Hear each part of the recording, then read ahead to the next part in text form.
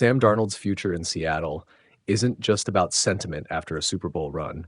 It's about vision, structure, and organizational alignment. When Seahawks general manager John Schneider spoke on ESPN's The Rich Eisen Show at the NFL Scouting Combine and said, "We want him to be our quarterback for a long time, for sure," that wasn't casual optimism. It was a calculated declaration about the franchise's direction. To understand the weight of that statement, you have to look at the full arc of Darnold's 2025 season. In his first year under head coach Mike Macdonald, Darnold threw for 4,048 yards, 25 touchdowns, and 14 interceptions. The Seahawks finished 14-3 in the regular season and ultimately defeated the New England Patriots in the Super Bowl. That record alone places Darnold in rare historical company. He became just the second quarterback ever to lead teams to back-to-back 14-win seasons, joining Tom Brady, who accomplished the feat in 2003 and 2004. But statistics without context can mislead. Early in the season, there were legitimate doubts. In Week 1 against the San Francisco 49ers, Darnold fumbled late in a 17-13 loss. In Week 5 against the Tampa Bay Buccaneers, he threw a fourth-quarter interception that set up a game-winning field goal for Tampa Bay. Those weren't minor mistakes. They revived narratives that had followed him since his early career struggles, that when pressure peaks, decision-making cracks. And that's where the contract became part of the story. Darnold signed a 3-year, $100.5 million deal to join Seattle. When a quarterback carries that financial weight, every mistake is magnified. Fair or not, fans and analysts measure performance against cap hit. On February 13th, $17.5 million of his 2026 salary became fully guaranteed. His projected 2026 cap hit stands at $37.9 million. That number places him firmly in the upper tier of quarterback compensation, whether he's consistently elite or not. So when Schneider publicly commits to him long-term, it's not symbolic, it's financial endorsement. What changed after the rocky start was Darnold's response. He didn't spiral. He recalibrated. 17 of his 25 touchdown passes came within his first 9 games. That means even during what was perceived as inconsistency, he was still producing at a high level. More importantly, as the season progressed, his command within Macdonald's system became evident. His footwork tightened, his anticipation sharpened. He began manipulating safeties with his eyes rather than locking on to first reads. By December, Seattle wasn't winning because they were hiding their quarterback. They were winning because he was executing. The postseason cemented that shift in perception. Winning a Super Bowl changes everything about how a quarterback is viewed internally and externally. It doesn't erase flaws, but it reframes them. It suggests that whatever imperfections exist can coexist with championship-level performance. For Seattle's front office, that matters.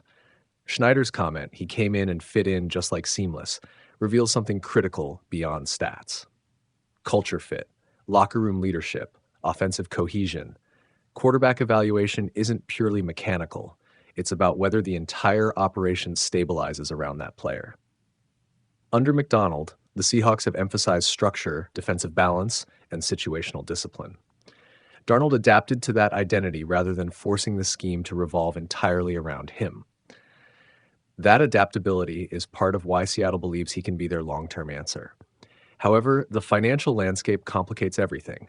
6 starters are entering free agency. Among them is Super Bowl MVP Kenneth Walker III, who is projected to command around $11 million annually. That's not a minor number for a running back in today's market. On defense, impact players like Boy Mafe and Rick Woolen are approaching extension windows. If Seattle keeps Darnold at his current cap trajectory, difficult sacrifices are inevitable. Championship windows close quickly when depth erodes. There are 3 realistic paths forward regarding Darnold's contract. First, they maintain the deal as structured. This signals maximum confidence, but forces aggressive restructuring elsewhere. Second, they negotiate an extension that lowers short-term cap hits by spreading guarantees across additional years. This would mirror what elite quarterbacks often do: convert salary to signing bonus, reduce immediate cap strain, and push money forward. Third, they delay restructuring and gamble on continued performance before committing deeper guarantees. Schneider's public stance suggests the second option is most likely.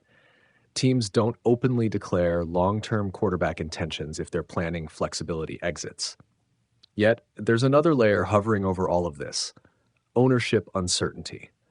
Following the passing of Paul G. Allen, the franchise has been operating under his estate, and the team has been put up for sale. Ownership transitions can influence spending philosophy. A new owner may prioritize sustained competitiveness and brand stability, which favors locking in a proven Super Bowl quarterback, or they could adopt a more conservative fiscal model. But in most NFL environments, a championship quarterback increases franchise valuation. That reality alone strengthens Darnold's leverage. The most fascinating aspect of this entire situation is how quickly narratives can invert in professional sports. Two early season mistakes had analysts questioning the wisdom of a $100.5 million investment. 5 months later, the same quarterback is described as untouchable. The truth likely lives somewhere between extremes. Darnold is not flawless. 14 interceptions reflect risk-taking. There are moments where his pocket awareness still drifts under heavy interior pressure. But what separates him now from earlier chapters of his career is stability. Stability in coaching, stability in system, stability in belief. Quarterbacks often fail not because of talent deficiency, but because of environmental volatility. In Seattle, that volatility diminished. For Mike Macdonald, having continuity at quarterback accelerates everything. Offensive installation evolves faster. Red zone efficiency improves with chemistry. Protection adjustments become instinctive. If the Seahawks were to pivot away from Darnold, they would reset more than just a position. They would reset timing. And timing is everything in the NFL. Seattle's 14-3 season was not accidental. It reflected balance, top-tier defensive execution paired with efficient quarterback play. Darnold didn't have to throw 40 touchdowns. He had to avoid implosion while capitalizing on structure. For the majority of the season, he did exactly that. That's why Schneider's statement carries weight. It's not emotional gratitude for a ring. It's strategic continuity planning. Still, the Seahawks face a defining offseason. Retaining Walker reshapes offensive identity. Extending Mafe and Woolen preserves defensive core integrity.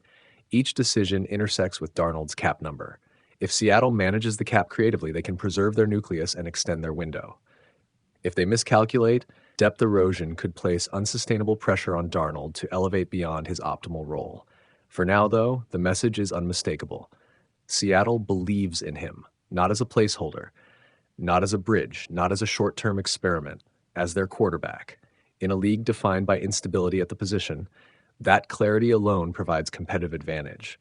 And as long as Sam Darnold continues pairing efficiency with poise, avoiding the early season lapses that once fueled doubt, the Seahawks appear ready to build their future around him, contract complexities and ownership transitions included.